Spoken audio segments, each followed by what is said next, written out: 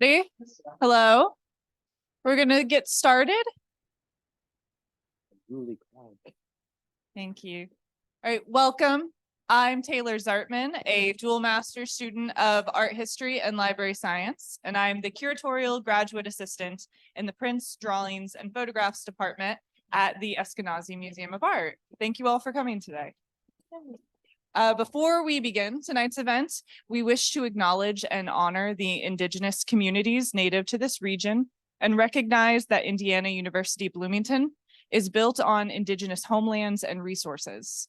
We recognize the Miami, Delaware, Potawatomi, and Shawnee people as past, present, and future caretakers of this land. Now, it is my pleasure to introduce Nan Brewer, the Eskenazi Museum of Art's Lucienne M. Glaubinger, curator of works on paper, and my supervisor.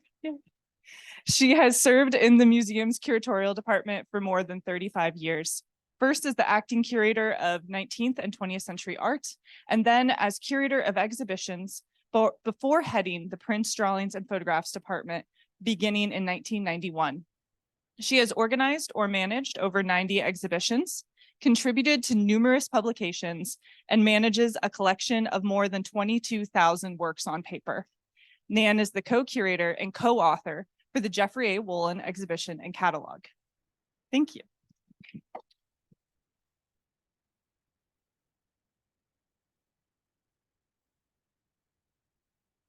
Well, good evening.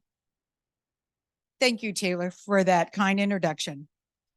It is my pleasure tonight to introduce our guest speakers.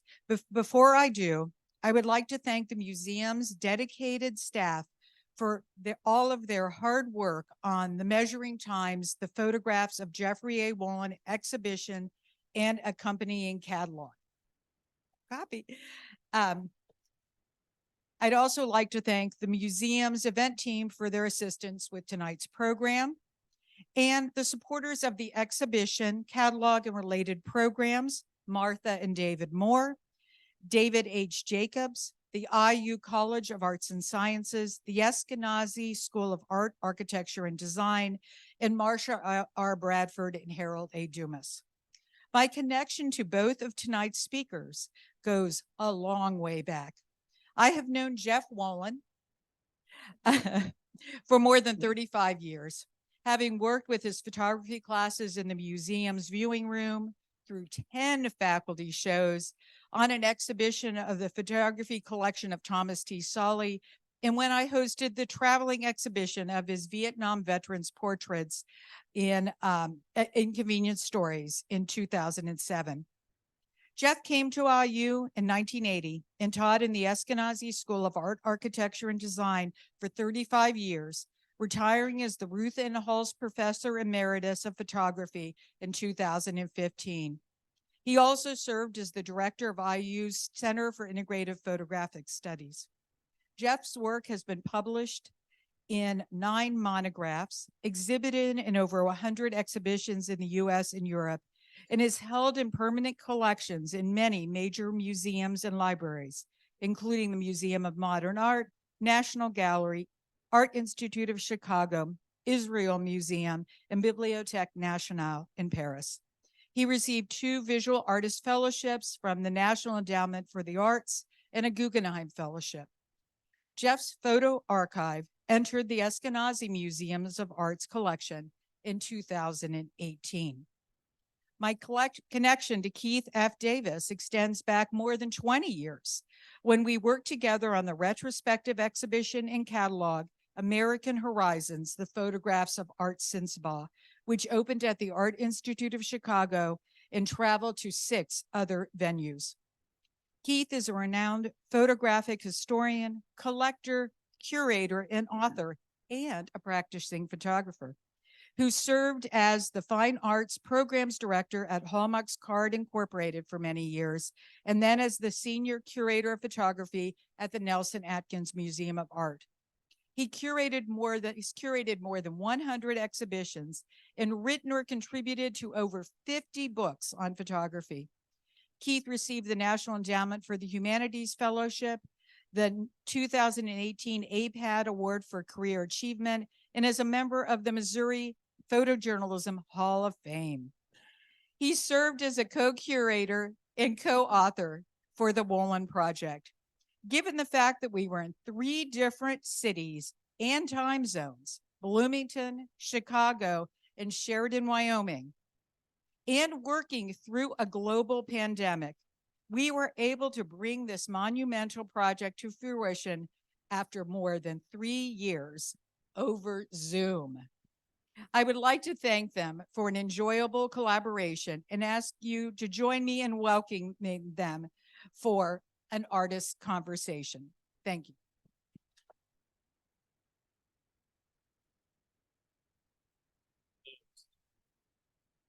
Thank you, Nan. Is this working? Yes, okay, great. Well, thanks. It's great to see everybody here, and an absolute pleasure to see the exhibition on view, which has been a pleasure to work on with Nan and Jeff. It does seem like we've been on this for a while, but the results are fantastic. And I have to say, it's so profoundly impressive that the museum here had the foresight and the commitment to acquire Jeff's archive. That kind of foresight to deal seriously with a serious body of work in depth is not common. It's simply not common. And so doing the uncommon wise thing really should be celebrated. And I do celebrate it. So thank you for that.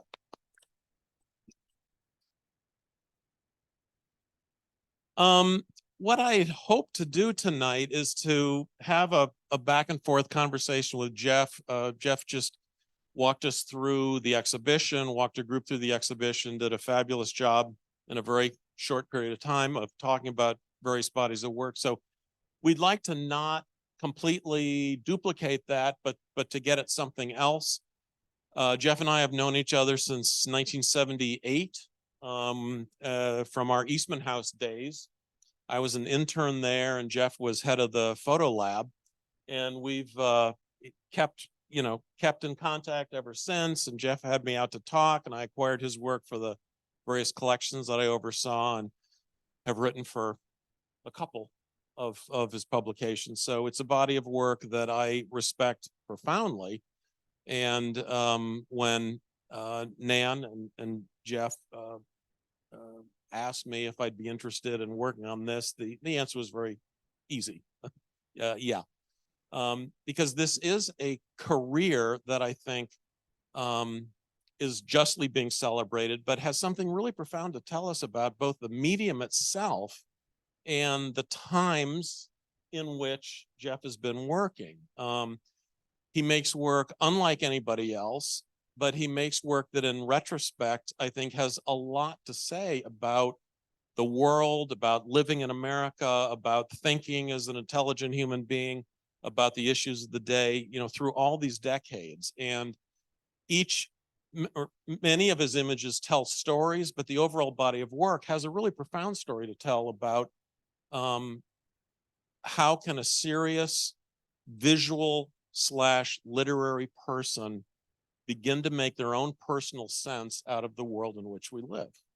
And that's, there are many answers to that problem, but this is one really profound answer that I'm very happy to see being celebrated. Well,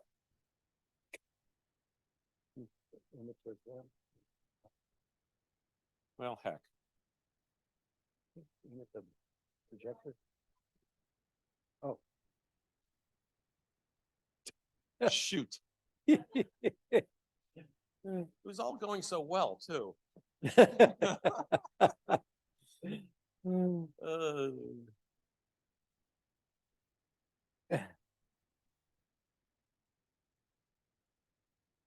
did advance before. It did.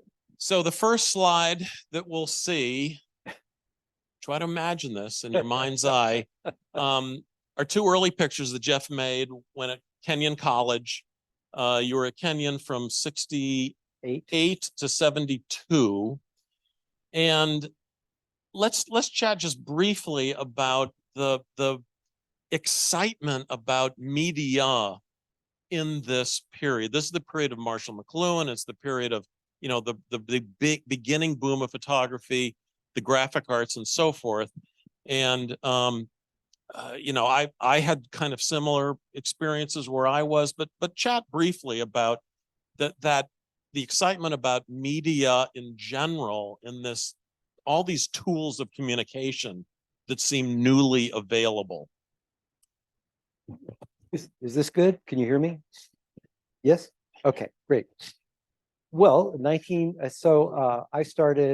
got my first camera in 1970, and I had a job as a dry cleaning delivery person for a summer between college, and saved up and bought a really terrible camera, a Hanimex Praktica. They're no longer made, thank God, and a normal lens.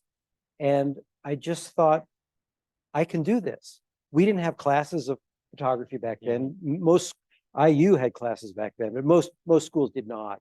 Photography didn't become a thing until later, and certainly not an academic pursuit until later. Again, I salute IU. We have the second oldest MFA program in the country, and with some of the most distinguished alums that anyone can boast of. So I didn't know anything about photography, except that I had friends that had 35 millimeter SLRs. I wanted one just like that. So I saved my money. I thought I could do it. I thought I could do photography. And some friends of mine and my friend David up there was making 8 millimeter films. He finally completed a career in Los Angeles as a filmmaker. So we drove cross country. I'd never heard of Robert Frank, but we were basically doing, you know, on the road. Yeah. So we traveled from New York up through Canada. We came to Chicago and then up through Canada, across to British Columbia and down the coast, Seattle, Portland, and California, and photographed along the way. He filmed along the way. And that was what got me started. I got back to college in the fall, and I had all these rolls of film. I didn't know how to develop film, and there was no classes, but there was a dark room. And so, you know, I talked to friends. We all shared information about how to develop film, how to make prints. And that's how I got started. But again, it was an exciting period because lots of people were beginning to do this. Yeah. But there wasn't a tradition. There wasn't a lot going on before that. Well, and as we've talked about before, that getting excited about photography and film was in the same context as getting excited about printing, you know, letterset or letterpress printing, this whole sort of graphic arts representational explosion that really does happen right in this period. And it was sort of subversive. You know? Yes. And so, yes, across the basement from the darkroom was a print shop that was started by a pretty well-known artist named Joel Fisher. He was an undergraduate at the time. And he got himself a Chandler and Price rotary printing press. They're no longer made. It weighed, I don't know, 1,500 pounds. And we got California job cases filled with hot metal type. And we sort of taught ourselves how to set type, how to justify type, you know, how to do all the things that printers have to do or had to do back in that, you know, analog era. And we printed, you know, books of poetry, broadsides, whatever we wanted to do.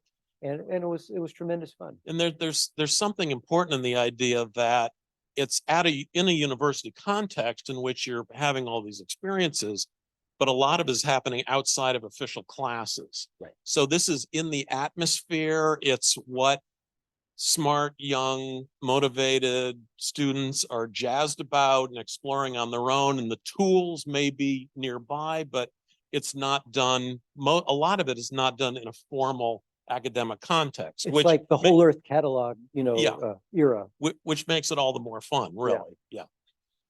So let's jump to your unfortunate interaction with the law. I'm not sure how many people know about this, but yes, Jeff did have mugshots made. At any rate, after graduating from Kenyon, among a few other adventures you ended up in Kalamazoo, Michigan, taking some courses at the Art Institute there, but working full-time, part-time? Full-time. Full-time for a year or so in the police department.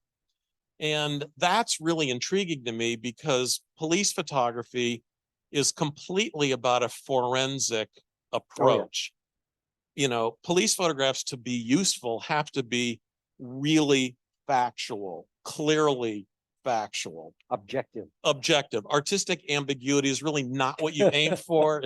So, you know, how did that experience and that thinking of in those kind of visual terms strike you or have an effect? Well, you'll have to go see the show or buy the book, because I have a piece in the show that talks about all of this. It's called Police Days. And I was just really lucky. I was always really lucky that photography supported me. You know, I loved photography, and I got a job as a public relations photographer after photographing for a year. The college hired me to photograph sporting events and lectures and things of that sort. I didn't know what I was doing, you know, but they hired me, and I learned how to do stuff. And then when I graduated, I was in Kalamazoo, and there was a thing in the paper about a photography position. The city was going from hiring, you know, the policeman made the photographs, and they wanted to get a civilian in there to the lab who knew about darkroom stuff, who could really do the job, and but wasn't a sworn officer. So I had I applied for the job. I had to take a lie detector test, and yes, I had smoked pot, you know, and then I got the job, and I was in the crime lab. And mostly my job was developing, you know, film, mugshots, crime scenes, color and black and white, and learning photography on the job.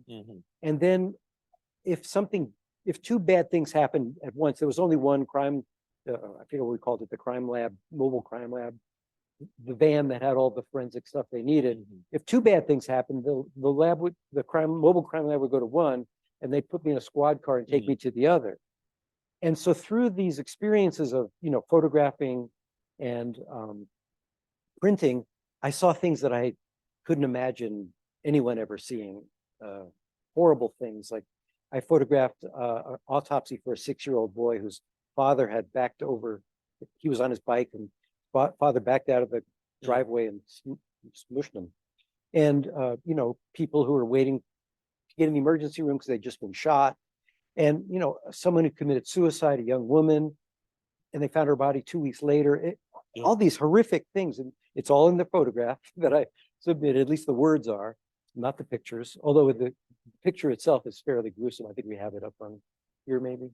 In any case. I don't think so. No, we cut that. But so occasionally I'd have to go up to the jail. And when people were booked, we did their mug shots. And the jailer did those. And then it was shot on 4x5 film packs, and I would develop them, print them. And if the jailer was on vacation or if he was sick, I'd have to go up and do the portraits. So I'm sure they affected, you know, my aesthetic. So I went up one day, business was slow, so I did a selfie.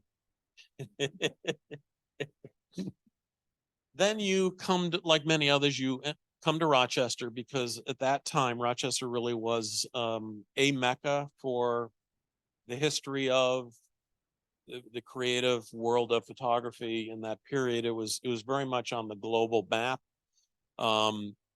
Again, I was part of the intern program there. I was there 78, 79. That intern program had been going through most of the 70s, as I understand, and really important in terms of letting individuals study the collection in depth and learn about museum operations really from the inside. But you come to Rochester to study at RIT, but also take what begins as a part-time job, becomes a full-time job at the Eastman House, now Eastman Museum, in the photo lab. And that involved making normal PR type prints, but also printing from vintage negatives in the collection. So you had a lot of experience with Louis Hine. This is one of the most beautiful Hines. Great photograph.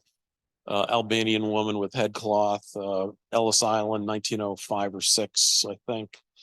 And then on the right, this fabulous picture, not well known to me, certainly, by Alvin Langdon Coburn, who you did a lot of work with.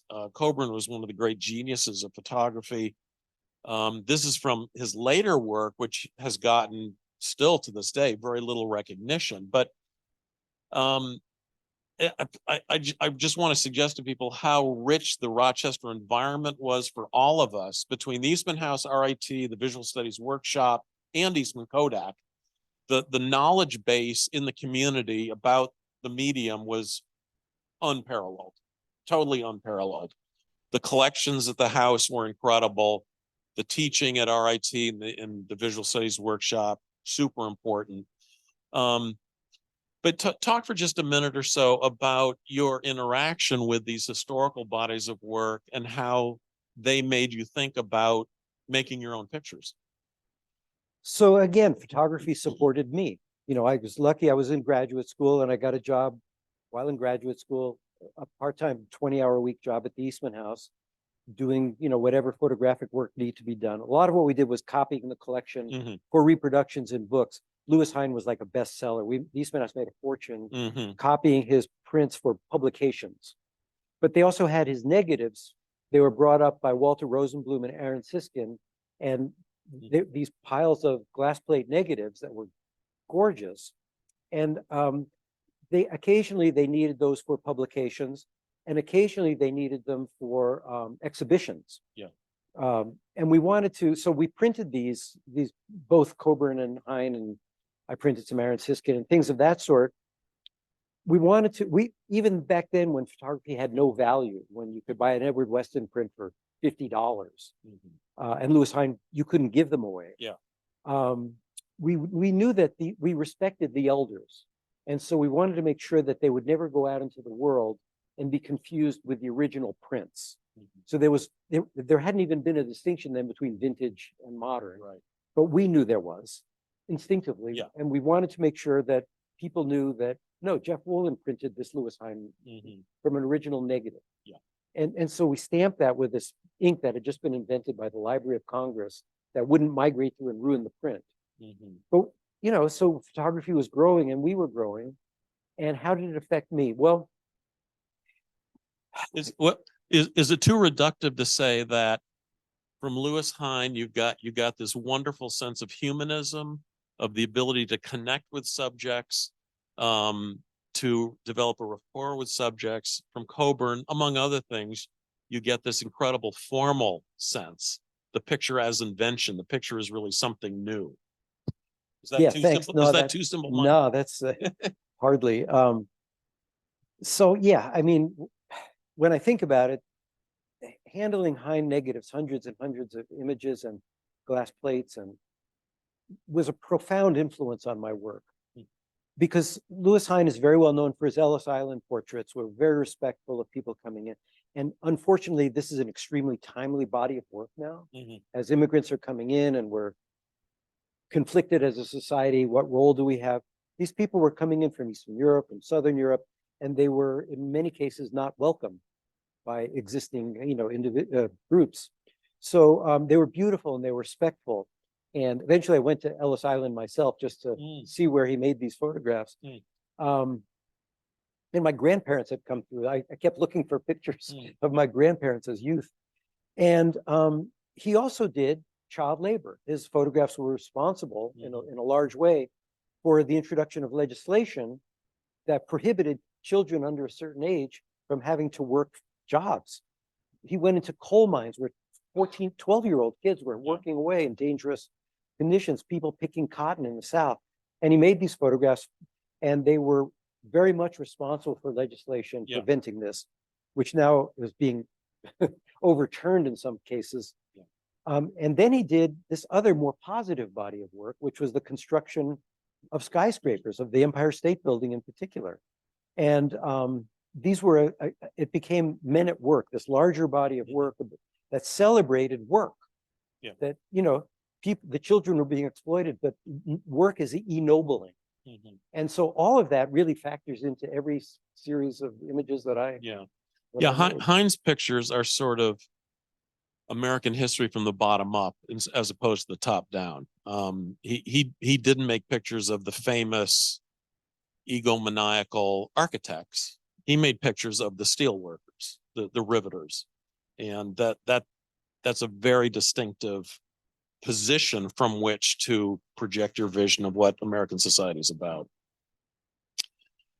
Okay, so in this Rochester period at RIT, you're working with printing, letterpress, you're writing your own poems. You made 2 artist books in that period, including original prints made with the view camera, 5x7 at first, then an 8x10, using printing out paper. So there's a couple issues going on here. Your love for 19th century processes, your desire to not deny or to unite the various facets of your creative interests, which are, there's 3 of them going on here, writing, picture making, and book making. So there's 3 different things wrapped up together. And then the idea that you're beginning to make pictures basically as a landscapist. You're recording trees that have certain personas. You know, you've talked about trees as the people of nature or whatever, that each one has a persona, personality. But yeah, I mean, I know that this was a very exciting period where you did lots of research on the technical aspects of POP paper, gold toning, and so forth. But that combination of interests, I think, is very rich. It was thrilling. So one of the reasons I went to RIT was the school had a tradition, a very famous, tradition for photography and instruction in photography. And as Keith said, I mean, Rochester was the place to be at that time. It also had a printing school, and there were scholars of typography. The guy that I studied with literally wrote the book on the history of typeface. And then I took a year-long class with him on compatibility of typefaces. How do you mix, Garamond and Gil Sans? And we studied all the great typographers and played with their types. They had a lot of the types in the Eastman House, or sorry, at RIT, in the Carey Rare Book Library. And it was sort of interesting because we think about, we're talking about Coburn. Coburn is well known as a pictorialist. And he started doing book illustrations for, he did the complete Henry James. He did book plates, illustrations for all of Henry James' completed works. After that came out, H.G. Wells, the science fiction writer, came up to Coburn and said, I'm doing a book called The Door in the Wall. It's a collection of my short stories. I would like you to do what you did for Henry James, make photographs, one for each story. And he said, and Henry James had been very specific. Go to this block in London, take a picture in the afternoon. It was very specific instructions. H.G. Wells said, carte blanche, do whatever you want. I trust you. And so Coburn had a ball, and he did some great photographs. He was also a printer, a gravure printer. He knew how to do photogravure, which is a lovely reproductive process. And they did this edition called The Door in the Wall and Other Stories that was published by a friend of Alfred Stieglitz in New York.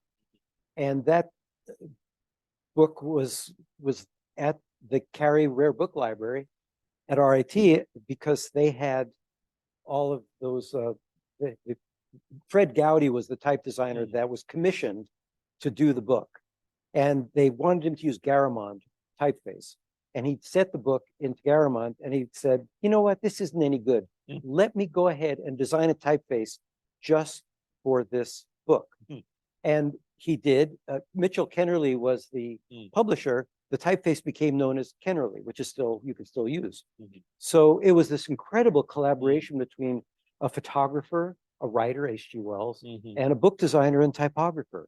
And so that just blew me away. And the archives of Gowdy was at RIT, and the archives of Coburn was just across town.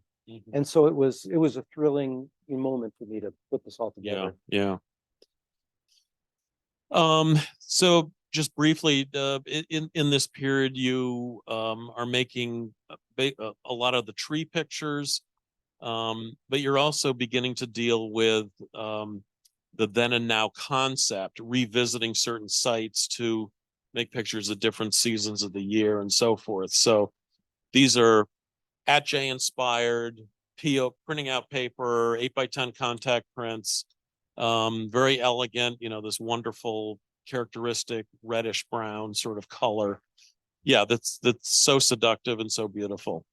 But that definitely leads. So 1980, you come here, and as we're discussing in the gallery, you come to Bloomington thinking of yourself as basically a landscape photographer. You continue that tree work here, but POP paper becomes less dependable. You begin to explore other things, etc. Then you discover the quarries, and what began as a landscape, physical sort of subject morphs into something much richer when you essentially become a portraitist as well. And if you could just talk about that process briefly, I think that would be interesting. So yeah, I came, Breaking Away, the movie had just come out, and so I knew a little bit about Bloomington, and I knew about a little bit about the quarries, which were the limestone industry was in a down mode. It's recovered tremendously. It's always been up and down, and it was down at the time that I came to Bloomington. But I wandered off into the back roads of Bloomington, of Indiana, southern Indiana, and happened upon the quarries, as you can imagine, in the mills. And I got permission to photograph the quarries and the mills, starting with Woolery quarries, some of you may know, on the south side of town. And I was photographing first the quarries, and then the mills, and then the people that worked in the mills, and then they became portraits.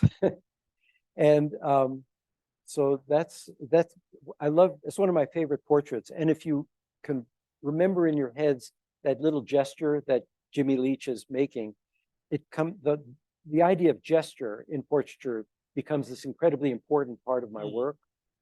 Not just not just the body language, not just the visual expression on the face, but the body language, the gesture. So I was photographing, and somewhere in there I was introduced to fellows in the audience named Scott Sanders, who is a very respected, very well-known writer. And we were introduced through a mutual friend who taught painting here, Ron Markman, who taught painting at the School of Fine Arts here. And I had just published a short article in a magazine, photo magazine, and Scott had just published something in a literary review, and we traded stories, our things. And I went home and read Scott's book, and he looked at my pictures, and each of us thought independently, I wonder if it'd be like to work with this guy and do something. But we were a little, I don't really know this guy, and you think it would be okay to work with him. We were a little suspicious of each other, but we said, yeah, fuck it, let's just do it. And so we started going around together and going to quarries and going to mills. And I would photograph these people with this giant camera, and Scott would interview them and write their stories, or just visually or literarily depict the scene in front of us. And IU Press we went to IU Press and said, would you like to publish this? And they said, sure. And that was the genesis of Stone Country. And it did well. They went into a second or third edition. It sold out. Very hard to find book. Yeah. So that's the Empire State Building quarry, Right, in Oolitic on the left. the building that came out of it. Your left, my right. And the building that was born. It's almost like if you filled with concrete the quarry and picked it up right, you'd have the Empire State Building. Right, like casting the empty rooms that yeah. British sculpture did 20 years ago. Yeah. But it's fascinating how the exploration of these physical spaces pushed you into an understanding of history, so you knew which buildings and where were constructed with Indiana limestone. So you travel to the Pentagon, the Empire State, the Metropolitan Museum, various state capitals, etc. All of those public icons come out of the ground here. And that's a very interesting kind of idea. The transformation of what, the earth, stone, into these public engineering achievements. And I think Scott talked about them as elemental battlegrounds. So it's man against nature. These enormous blocks of stone that weigh tons, and then are broken and lifted out of the ground, and then brought into a mill and turned into a beautiful statue, a Yeah. sculpture, Yeah. or an Empire State Building. But the battle is at the quarries. It's dangerous, historic work. The Romans were quarrying limestone 2,000 years ago, Right. using much of the same techniques. The quarries of Carrara are still working, where Michelangelo got his stone. They're still pulling stone out of those quarries. Yeah. Now I've only half jokingly, referred to the stone trilogy in your work, from Stone Country to the underground spelunking and cave pictures. So, the Stone Country work is, it's done above ground. The underground work is subterranean. And then the third aspect is the ancient Provence work, where we have ancient quarries. That's in the south of, all these are in the south of France. That's at Glenham. Saint-Remy. Yeah, Saint-Remy. Across the street from where Van Gogh went. The asylum. The Yes, asylum where Van exactly. Gogh went. Yeah. And then this is Arles or Nîmes? It's an aqueduct, very unusual and transverse. Okay. The arch is transverse. Normally, if you think of the Pont du Gard or something, the arches are like that. Yeah. This one is so massive and heavy. It's south of Lyon, which was a major Roman city. Okay. And yeah. Yeah. But I find something really interesting in this sort of extended meditation on the most fundamental or most elemental aspects of the ground, the earth, and then thinking about what can be built from them, the idea of these as spectacles, as wonderlands, and then the idea of these as historical artifacts as well. I mean, stone structures really endure. I mean, they don't endure forever, but they endure. And so they have stories to tell for centuries and centuries. But this is your non-text work. The text work is the beginning of the period in which at least some part of your audience begins to know about your work.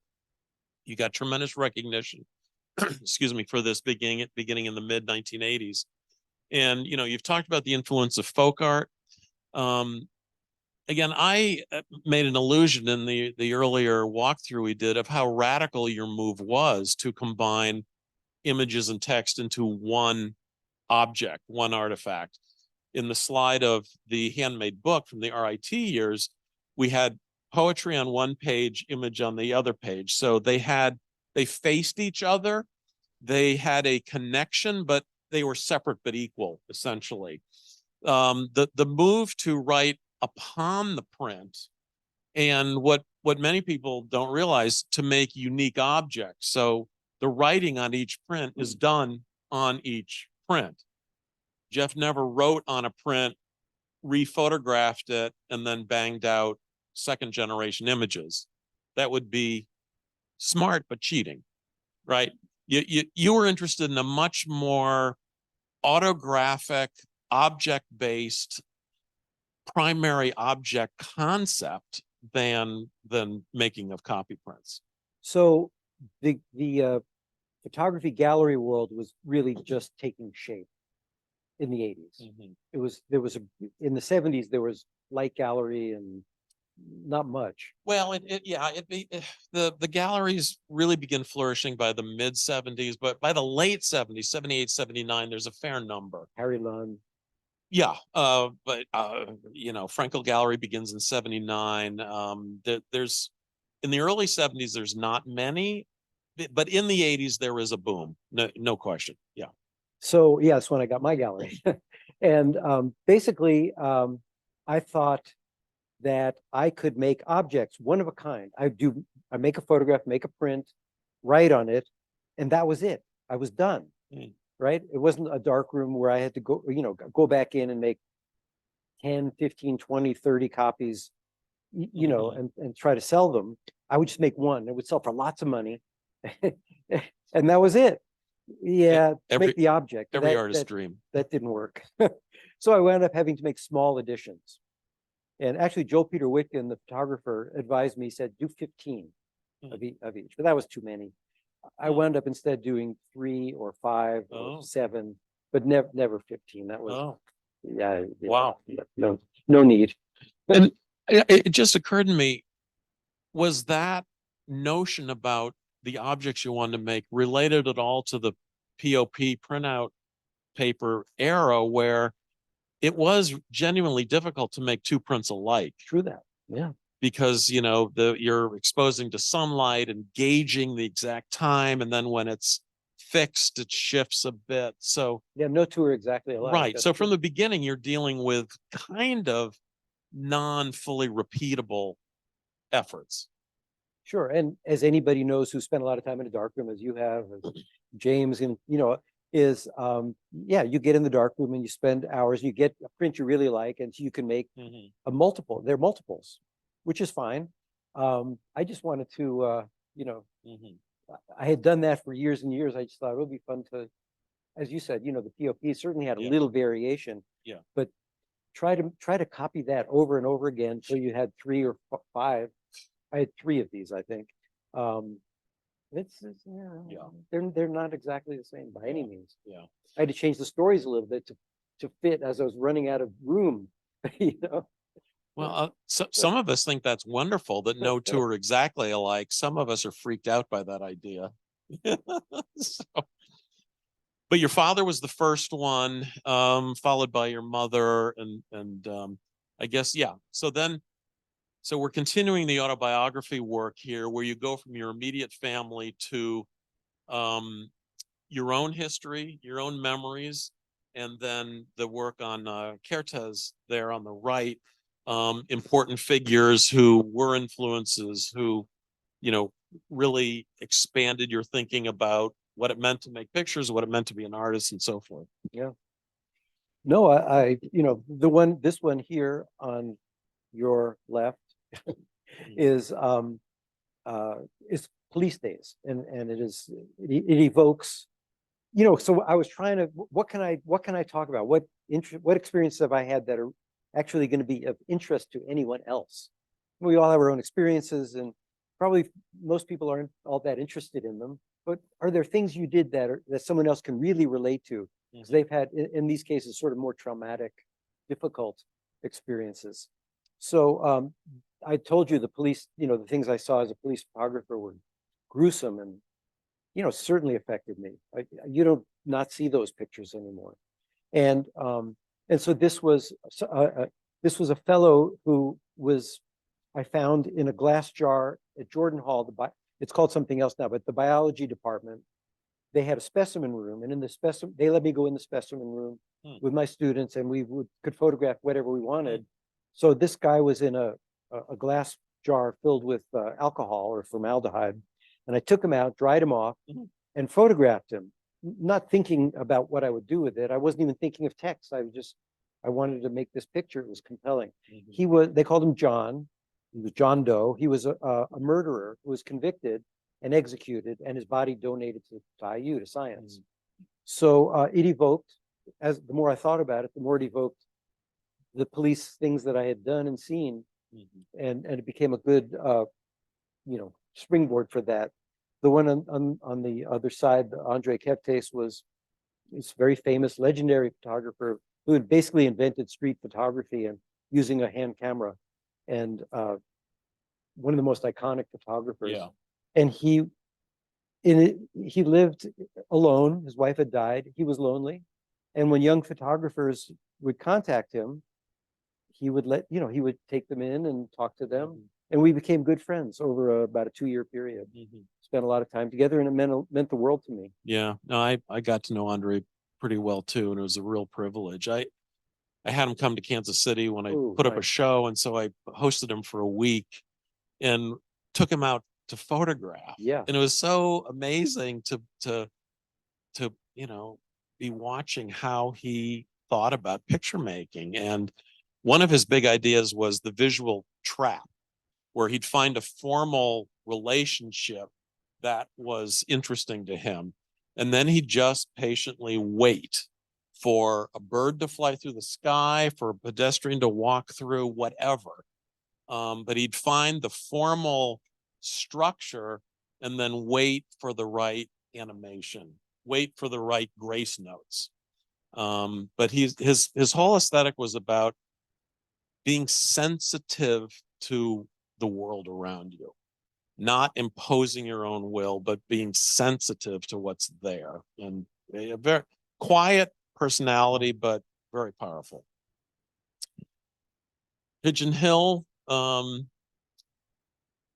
this work begins in 87, 6. So the book comes out, I did the caves, and I would say, yeah, 87. Okay. Yeah. Yeah. So you're applying the text narratives to pictures made within the community. You've talked about a bit about the sort of socioeconomic nature of the place, the original hesitance that some of the residents may have had, but then your persistence, coming back, giving them prints, really being interested in their lives and stories, really opened up this whole world. Yeah, it was a learning experience, and it does certainly relate to Hein and the way he saw the world. Yeah. Inequality and getting social justice. Yeah. Yeah. I know we're Running out of time. So Pigeon Hill then and now, you came to revisit the subject matter with images such as this, and the very cute young girl on the left was killed. Murdered. Yeah. And so the now picture is the mother years later with the portrait. Very powerful, obviously. The emotion of these human stories is very profound. Again, it's amazing that well, I talked before about your respect for the subjects and the trust that was generated. The trust wasn't necessarily generated immediately, but it did come. But you were allowed a kind of intimacy, a perspective that is remarkable. I think, these people had some amazing experiences, positive and negative, and they didn't have a lot of people to listen to them. Mm. So I was an ear. I would listen to them, and they would, share their stories with me, painful stories sometimes, happy stories sometimes, and established friendships with some of them. I was thrilled when the opening in September, last month, when several of them came to the opening and were so happy to take pictures of themselves by their pictures. It meant a lot to me. Nice. Yeah. Yeah, that's nice. So a couple other pairs from the then and now. Kevin and Wendy. Okay. Yeah, I mean, different outcomes. Sometimes when I went back, I discovered some people did really, really well over time. Wendy, she is now the water quality engineer for Bloomington. She just started a few months ago. Don't blame her for the algae bloom. She was the water quality engineer in Terre Haute. And on the weekends, she was a competitive drag racer. She could compete with the guys and beat them. Wow. She's amazing. Yeah. I love her. I love her. So Written in Memory, Portraits of the Holocaust, extremely important series, probably your best known series. The show of this work has traveled to many venues over the years. This is a clear extension of the ideas that you were exploring beforehand, but these are absolutely about memory, about your attempt to understand history and the memory of the subjects, and somehow having that all expressed in the picture text combination. So I did videotape interviews with individuals. I found them through different organizations or word of mouth. If I'd photographed a survivor, and I would ask, do you have anyone else any other survivors who would be interested in sharing their stories? So I was fortunate because probably I originally wanted to do this like in 1980 or something. it wouldn't have happened. Survivors were not sharing their stories with strangers then. But as they got a little older and as some survivors were starting to pass on, and what happened was they protected their children. They didn't want to tell their children what had happened to them and their families. But when their grandchildren came to them and said, Grandpa, what was it like during the war? They were open to telling their stories to their grandchildren. And then Schindler's List came out, and all of a sudden it was okay to be a survivor and to share your stories. So through organizations like the Holocaust Memorial Foundation, through word of mouth, I built out a network. I photographed about 50 people and interviewed them on videotape. And then we did an exhibition. It opened at ICP in New York. It's been traveling for the last 25 years. It's been in a bunch of places. And yeah, and then with this idea of, they often would hold photographs from the past of a loved one who died, or themselves when they were, a child or a young, strong person, during the time of the war. And correct me if I'm wrong, this is the first one from the series. And is this the one and only where the text is in the third person and then you shifted to direct quotes? I know you shifted to direct quotes, the first person narrative. So I was, I'm a storyteller. They told me their stories on videotape. I would write down what they told me, but then I would fashion it into a cohesive narrative and write it out. I would send them the copy, and I would say, is this okay? Do you want to change anything? Did I get everything right? Before long, and I had these videotapes and I was watching them and I loved their accents. They were from all over Europe, French, German, Southern Europe, Eastern Europe, all over Europe. And because the war was so enormous against the Jews. And so I wanted to, I loved their voices. They sounded like my grandparents with those heavy accents. And so I wanted to have their stories verbatim were more interesting than my retelling, far more interesting. So then it was a matter of just transcribing their stories, but then fashioning a 2-hour tape down into this. Yeah, you're still doing a lot of writing, but it's editing as opposed to Exactly crafting a third person. It's their exact words. Right. Yes. Yeah. And again, it's interesting. Some are made indoors, some outdoors, and making them, you obviously were keeping areas of solid tone, whether black or white, in preparation for the text that you knew was going to come. Yeah, I had. So you're shaping the pictures with that in mind. Absolutely. The other thing I would say is this is really an important lesson in the importance of photograph. Their photographs, they wouldn't have sold them for any amount of money. Right. These photographs were, in some cases, all they had from the old country. Yeah. And they just meant everything to them. Yeah. Well, when you see stories about people with 20 minutes to rescue stuff from a house that's going to burn down, the first thing everybody says, they go for the family photographs first. Well, and maybe the collection of gold coins too, but no, the power of these personal documents is transcendent. It's amazing. You took a bit of a breather in doing the Life at the Millennium, which focuses on your own family. I mean, the intensity of the Holocaust work, it's completely understandable how you were passionate about doing it, but there's a huge weight there. And this is lighter, more fun, I suppose, but very much about the crazy rhythms of everyday life.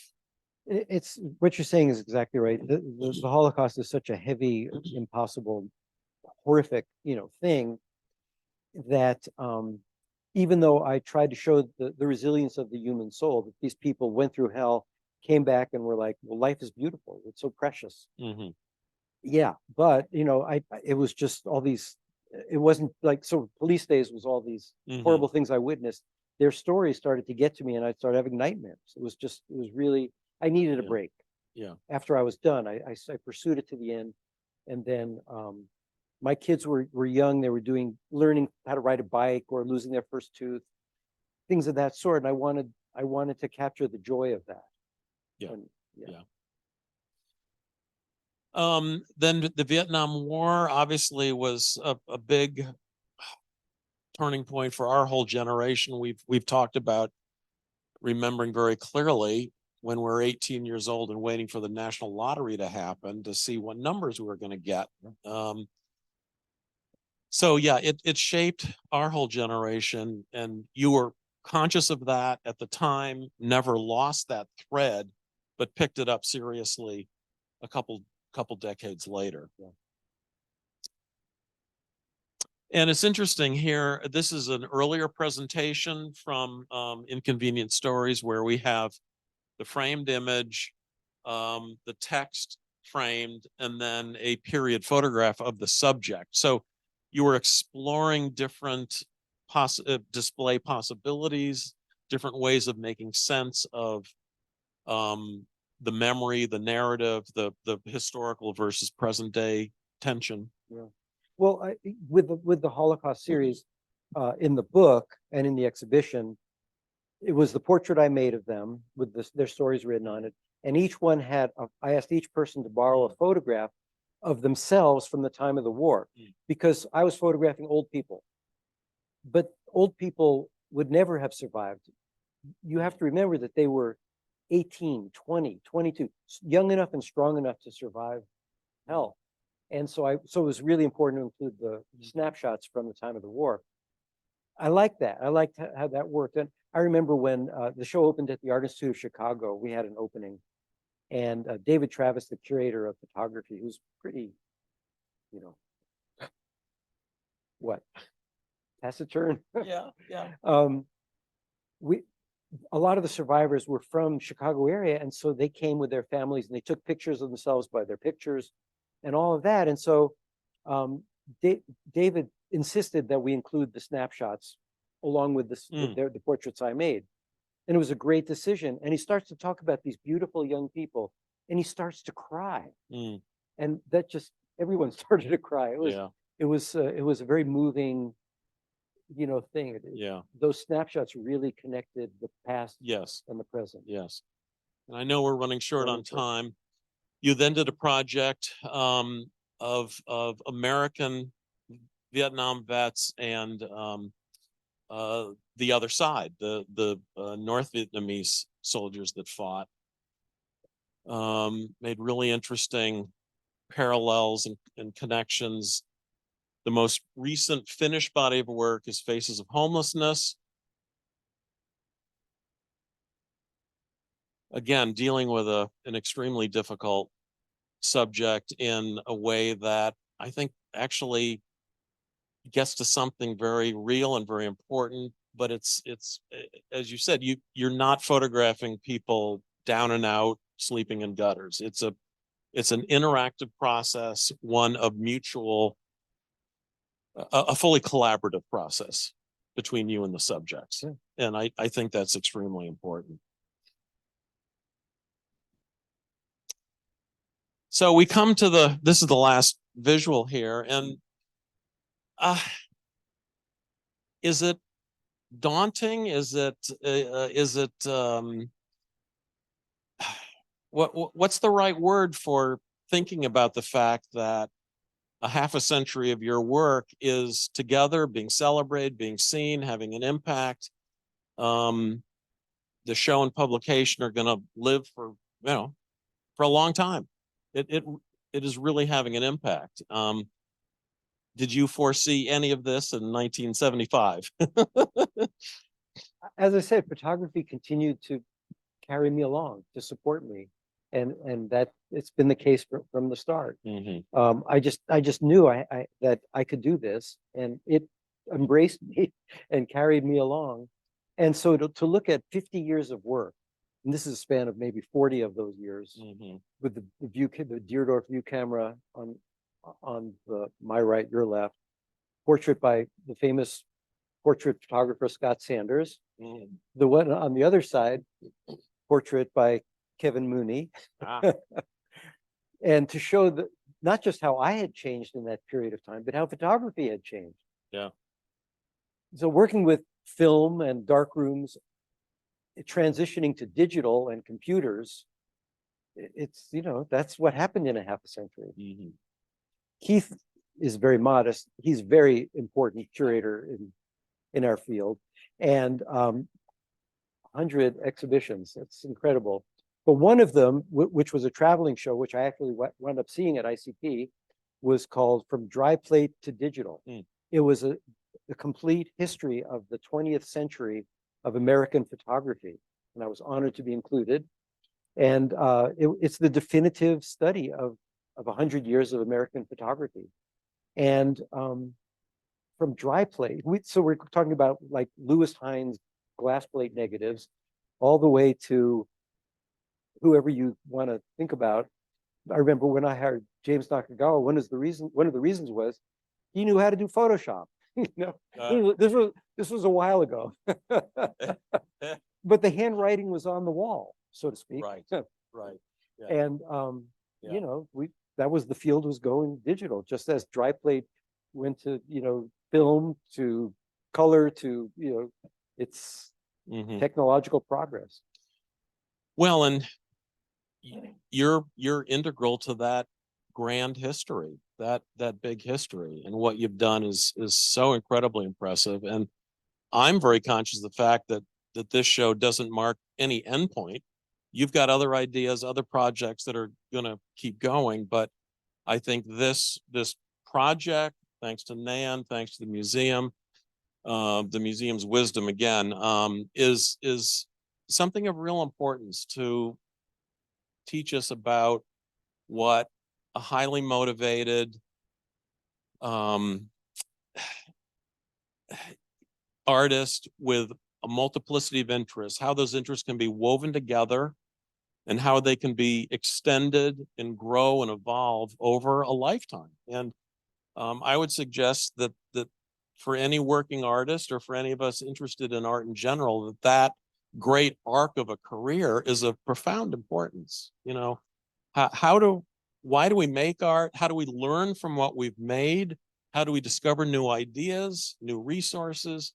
The process is about growth, exploration of both the world and ourselves. And it's all summed up, well, you know, all the key issues for me are summed up in this project and in your work. Thank you.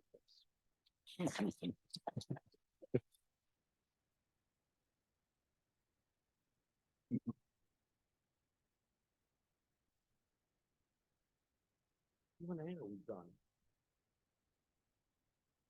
6:35.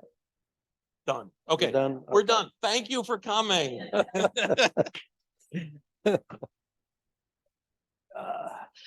Just a reminder that the exhibition will be on view at the Eskenazi Museum of Art through December 17th. So I encourage you to come back to see the exhibition. Thank you.